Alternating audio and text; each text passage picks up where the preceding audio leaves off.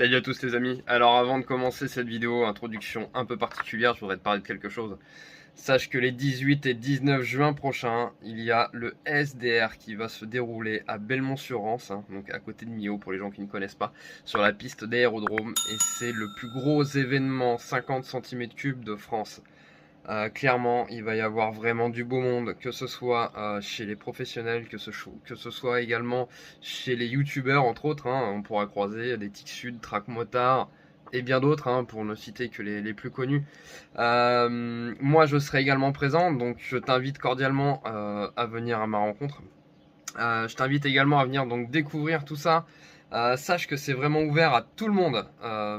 Que ce soit aux machines de run, que ce soit toi si tu veux venir te faire plaisir avec ta machine de tous les jours, si tu veux venir t'essayer au Wheeling Contest parce que tu pratiques un peu chez toi et tu te débrouilles un petit peu. Si tu veux venir participer simplement au Custom Show, tu peux également. Enfin, voilà, c'est vraiment ouvert à tout le monde. Même si tu veux venir juste à pied en visiteur, bien sûr, t'es le bienvenu également. Donc voilà, je pense que j'ai dit à peu près tout ce qu'il y avait à dire là-dessus. Donc encore une fois, rendez-vous les 18 et 19 juin prochains à Belmont-sur-Rance sur la piste d'aérodrome, juste à côté de Millau. Voilà, allez, maintenant je te laisse avec la vidéo et puis à bientôt. Salut à tous les amis, bienvenue dans ce nouveau vlog. Alors aujourd'hui on se retrouve avec un 80 Too Fast. Si tu te rappelles bien, fin d'année dernière, je dirais au mois d'octobre, un petit peu avant Salbris, j'avais fait un 80 Fast uniquement pour le run, pour un client. Et il s'avère que ce moteur ne fonctionnait pas comme il faut. Si tu te rappelles bien cette vidéo, ou si tu t'en rappelles pas, ou si tu ne l'as simplement jamais vue, je t'invite à retourner la voir. Je la placerai dans ce coin-là normalement. Histoire que tu puisses revoir. Donc le problème, moi que j'avais identifié sur ce moteur-là, c'était le vilo un peu exotique que le client avait fait faire. Il avait voulu essayer quelque chose avec des masses qui étaient vraiment très très grosses, un diamètre 82 mm de mémoire. Et pour un 80 cm3, ça faisait beaucoup trop pour le coup. Voilà.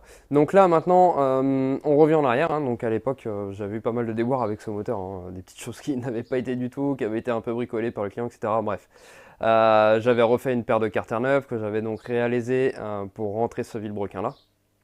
Et donc là, maintenant, il faut revenir en arrière. Et là, pour ça, c'est beaucoup moins drôle, mais bon, ça change un peu comme boulot, alors je te montre ça. Donc voilà les carters en question du moteur. Donc les carters que j'avais préparés, etc. Enfin voilà, comme d'hab, après tu connais, maintenant je te réexplique pas la chanson.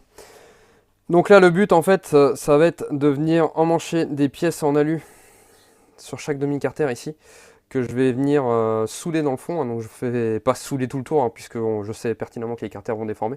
Donc je vais essayer de faire que des petits points en allant tout doucement. Et ensuite donc je vais réouvrir sur la partie haute. Donc pour ça, j'ai déjà usiné moi une demi coquille, si je peux dire ça comme ça, qui vient là. Donc là, ça passe juste avec ce qu'il faut de jeu, tu vois, tac. Donc là, au niveau du plan de joint, forcément, ça ne correspond pas pour le moment. C'est volontaire, je vais venir les remettre à zéro ensuite, une fois que tout sera soudé, puisque de toute façon, il faudrait que je reprenne également le diamètre intérieur pour revenir sur un diamètre 77, diamètre de vilebrequin standard pour ces courses-là. Et donc là, je suis sur le tour, j'avais déjà commencé de mon côté, tu l'as bien vu. Je suis en train de faire donc la seconde pièce là que je suis en train de tronçonner maintenant. Je te montre tout ça en timelapse.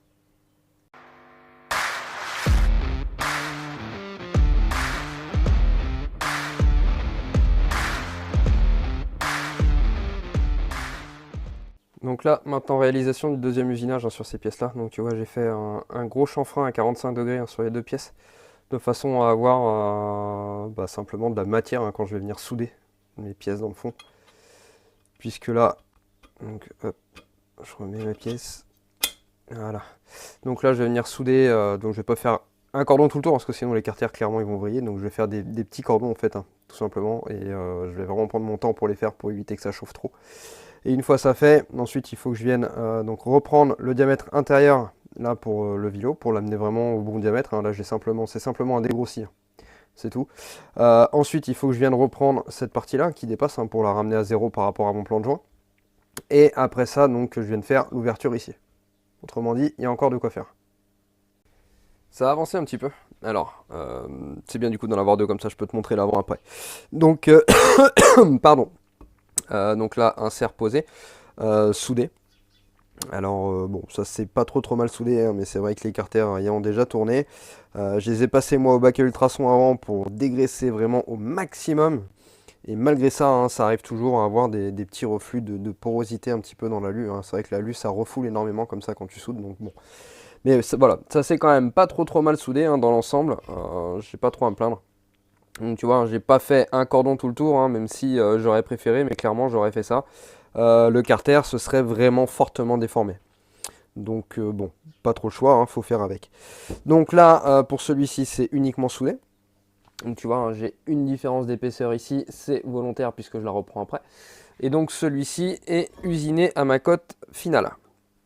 Voilà, donc bon, les soudures dans le fond ont pris une belle claque, hein, il reste pas grand chose, mais de toute façon, c'est pas encore fini. Donc là, tu vois, à ce niveau-là, hein, donc je suis revenu à 0, voire même un petit peu moins, puisqu'il me reste assez de plans de joint autour. Donc le but pour moi, c'était de me mettre légèrement en retrait. Donc là, je suis en retrait de simplement 1/10 hein, entre ma pièce rapportée et mon plan de joint de carter, hein, pour être bien sûr, hein, que les deux pièces ne viennent pas se mettre en contact entre elles, et que les carters se mettent de biais une fois refermés. Donc la suite pour ça, donc déjà je vais usiner le deuxième de la même façon, je vais pouvoir te montrer ça en timelapse. Et donc pour assurer le coup là-dessus, hein, ensuite donc je les mets dans la fraiseuse, je viens ouvrir cette partie-là pour revenir comme à l'origine, et en plus de ça je vais refaire une soudure ici, et une soudure à ce niveau-là, histoire d'être bien sûr que tout soit joint vraiment comme il faut.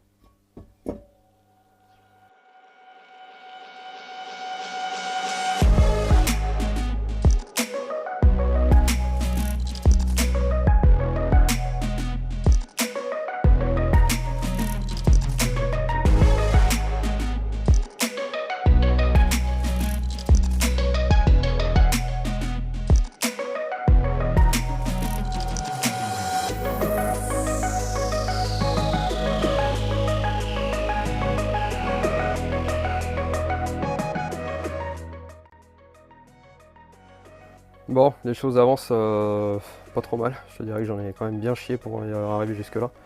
Donc là, ce que j'ai fait d'abord une grosse saignée avec enfin une grosse saignée, toute proportion gardée, mais j'ai fait une belle saignée avec une fraise en boule, hein, de façon à avoir de la profondeur à la jonction des deux parties.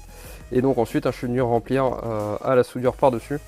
Donc de ce côté-là et également de l'autre côté. Voilà. Donc maintenant, hein, il faut que je reprenne tout ça au Dremel pour tout remettre au propre, hein. La même chose. Fois les deux carters bien sûr, parce que sinon c'est pas drôle.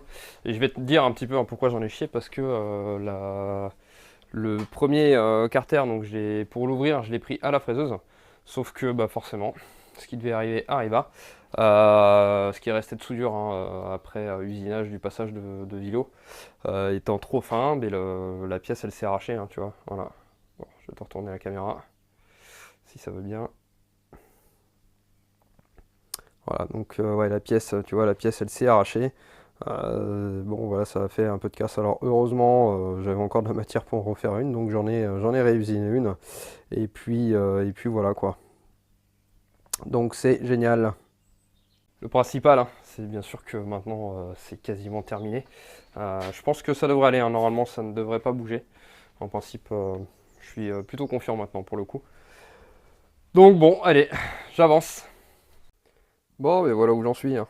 J'en aurais quand même bien chié. Donc j'ai repris les carters de façon à retrouver une forme cohérente par rapport à mon vélo. J'ai poncé au mieux mes soudures, hein. En l'occurrence ici, tu vois, j'ai fait en sorte de recréer le petit tremplin, je dirais, qu'il y a d'origine hein, sur Derby. Bien que je suis pas sûr que ça apporte grand chose, mais quoi qu'il en soit, il me fallait de toute façon conserver de la matière pour ma soudure, hein, puisque tu vois, donc ma soudure descendait à peu près jusque là, donc là j'ai à peu près 3 bons millimètres de soudure sur le dessus, donc c'est pas mal. Bon, forcément le deuxième carter, même topo, hein, c'est la même chose. Je dirais que bon, ça se voit quasiment pas à ce niveau là, ça va. Bon, à ce niveau là forcément j'ai des petites bulles là, qui sont apparues dans la soudure. Bon ça c'est comme ça, hein. Je pense que le mélange des deux alus doit pas être tip top, mais bon c'est comme ça, j'ai pas le choix, faut faire avec de toute façon. Donc là, bon, je suis quand même plutôt content hein, dans l'absolu. Je dirais que c'est pas trop mal. C'est quand même pas trop mal. Bon, après, comme je te disais, hein, j'en ai quand même bien chié.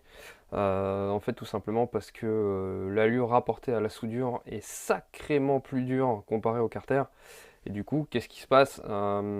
C'est que quand tu passes avec ta fraise pour aller reprendre ces parties-là, la partie la plus dure étant forcément plus dure à enlever, tu as plus tendance à faire des trous dans la partie un peu plus molle que dans la partie plus dure. Donc, enfin voilà, c'est assez particulier quand même. Mais bon, jusque-là, ça s'est bien passé. Donc maintenant, je referme le bas moteur, je réassemble tout ça, et puis ensuite, on le remet au banc. Allez, moteur remonté, mis en place dans le châssis. J'ai déjà rodé le piston, j'ai remis un piston neuf au passage. Et puis voilà, hein, donc j'ai fait quelques petits tirs tranquillement, histoire de mettre tout ça en place. Et enfin, j'ai pu faire une courbe hein, donc de validation. Et là, tout de suite, hein, donc forcément, avec le bon vilebrequin, hein, le moteur va quand même déjà un peu mieux. Puisque tu vois, la dernière fois que j'avais travaillé dessus, hein, donc il y avait la courbe rouge. Et là maintenant, j'ai donc la courbe verte. Donc on voit tout de suite hein, que le moteur a repris pas mal d'accélération, hein, donc l'accélération et du couple hein, en bas régime. Une puissance maxi qui n'a pas trop évolué. Par contre, voilà, hein, donc avant on avait 26,4 pour 13,4 mN. Là pour le moment j'ai 26,2 pour 13,5 mN. Donc voilà, déjà le couple hein, a déjà bien avancé. Donc ça c'est vraiment les premiers tirs. Ça va, normalement ça devrait évoluer. J'ai encore pas mal de choses à faire dessus.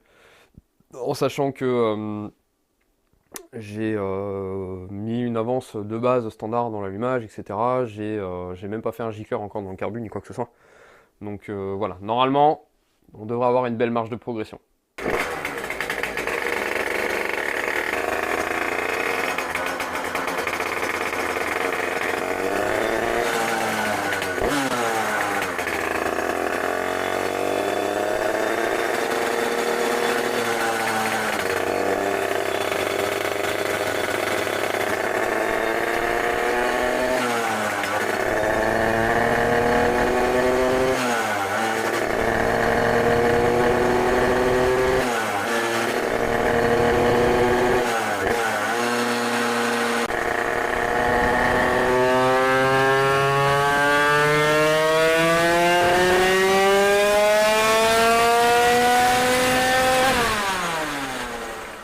Bon déjà, ça commence pas trop mal, hein, tu vois, un petit coup, tripoter l'allumage, un petit coup de tournevis sur le carbu, machin, enfin voilà.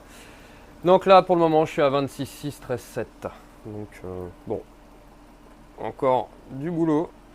On est loin de ce que ça doit, enfin on est loin, non. Il y a encore du boulot pour faire ce que ça devrait être, mais normalement ça devrait être au-dessus des 27, je dirais relativement facilement. Bon, je vais pas te détailler chaque test hein, parce que tu imagines bien que sinon la vidéo va durer 2h30 au minimum. En tout cas voilà, je continue à bosser et puis je te reprends dans un instant.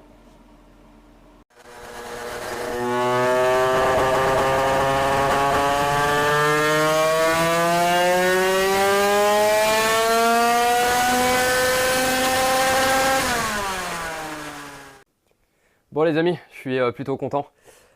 Le score est vraiment honorable. Franchement, je suis grave content. Ça a été beaucoup de boulot, comme d'habitude. Hein. De toute façon, comme on dit, Paris, c'est pas fait en un jour. Hein. Mais voilà, le résultat est vraiment sympa. Je te montre ça. Franchement, pour un 80, je te garantis que là, ça va pédaler. Donc voilà la courbe finale du moteur tel qu'il est maintenant. Donc j'arrive sur un score de 27,9 chevaux rouleau brut et 14,3 mN de couple. C'est vraiment beau, hein. On est passé à peu de choses près du record absolu en 80 cm3 sur mon banc chez moi. Maintenant donc je vais te montrer la courbe du moteur tel qu'il était la dernière fois au mois d'octobre quand j'ai travaillé dessus. Donc voilà, maintenant deux courbes d'affichés, hein. Courbe rouge, le moteur tel qu'il était la dernière fois que j'ai travaillé dessus, et courbe jaune, que tu vois peut-être blanche, hein, souvent on me fait la réflexion, tel qu'il est maintenant, hein, donc un écart vraiment conséquent, hein, comme quoi voilà, le vilebrequin, comme je l'avais dit au mois d'octobre dans la dernière vidéo, me bloquait bien pour travailler, puisque la dernière fois, en fait, hein, si tu t'en souviens pas d'ailleurs, je t'invite à retourner voir la vidéo, hein, j'essaierai de te mettre le lien en haut de l'écran par ici. Voilà, j'avais bien dit hein, que le vélo me bloquait pour travailler, qu'il y avait des choses que je faisais en temps normal sur ces moteurs-là, que là je ne voyais pas, en fait il se passait rien du tout. Voilà, on sentait vraiment que le moteur était retenu, comme s'il voulait pas se libérer, il voulait pas lâcher la puissance. Et là, bah, pour le coup, hein, de toute façon, d'entrée de jeu, déjà dès le premier tir, sans aucun réglage, j'étais déjà meilleur. Alors pas en puissance maxi, mais sur l'accélération, j'étais déjà meilleur que la dernière fois. Et là, forcément, maintenant, j'ai pu faire les choses que je fais d'habitude, que je continue encore à valider, puisque là, je voyais en fait tout simplement ce que je faisais. Voilà, c'est comme si on m'avait enlevé un masque des yeux, quoi, hein, si on veut. Donc c'est plutôt cool et les puissances sont vraiment, vraiment énormes. D'ailleurs, je vais te remontrer encore pour continuer. Souvent, hein, je fais le comparo avec des machines de cross, hein, parce que c'est des références que les gens ont plus facilement en tête. Et je vais te montrer comparé à un 85 KTM. Voilà, donc là, je pense que ça va te faire tout drôle, tu vas halluciner normalement, hein, courbe verte, 85 KTM de cross avec un peu de pièces dessus déjà. De mémoire, il y avait une culasse, il y avait une ligne dessus, il y avait un CDI Racing, et puis voilà, ça devait être à peu près tout. Donc tu vois, hein, le gap est vraiment, vraiment énorme. Alors bon, forcément, hein, il y a un peu moins d'accélération en bas régime, c'est logique, les moteurs sont pas du tout faits pour faire la même chose. Et encore une fois, je sais qu'on va me le dire, il va y avoir des gens qui vont dire oui, mais le cross machin. Oui, non, mais c'est clair, les moteurs sont pas faits pour faire la même chose, on est d'accord, il y a votre problème. À côté, t'en as un qui prend 15 500 tours minute et l'autre qui prend difficilement plus de 13 500 tours. À un moment donné, c'est sûr que le KTM va bouffer moins de pièces. Et voilà, moi je suis là pour parler de puissance pure et dure, de couple maximum pur et dur. Là, voilà, hein, le KTM, il y a 21,2 et 12,9 de couple. Le 80 Fast qui est là, que je viens de finir, hein, il y a 27,9 et 14,3 de couple. Bon, voilà, le juge de paix, hein, c'est le bon d'essai. Hein. Moi, ce qui se passe entre les deux, je m'en fous. Je suis pas payé pour faire plus de pub parce que c'est un moteur derby ou quoi que ce soit. J'en ai rien à carrer, comme on dit. Enfin, bref. Donc, vraiment, content, content, content. Maintenant, je vais te parler un petit peu des puissances à la roue. Donc là, on est exactement à 30 chevaux, putain, tout rond. 30 chevaux tout rond à la roue, avec le moteur tel qu'il est là. Et au vilebrequin, on est à 33 chevaux vilebrequin. C'est énorme. C'est même vraiment pas mal. Hein. Enfin voilà, je suis content. Bon, ben voilà les amis, on arrive maintenant au terme de ce vlog. J'espère que ça vous aura plu. Ça faisait longtemps que j'avais pas fait un bon petit moteur comme ça. Et franchement, je suis refait, tu vois. Là, on est samedi soir. Je sens que je vais passer un bon week-end. En attendant, merci à tous. Comme d'hab, n'oubliez pas de vous abonner, de commenter, de mettre un petit pouce bleu, etc. Et surtout de partager à vos potes. Je compte sur vous. Salut!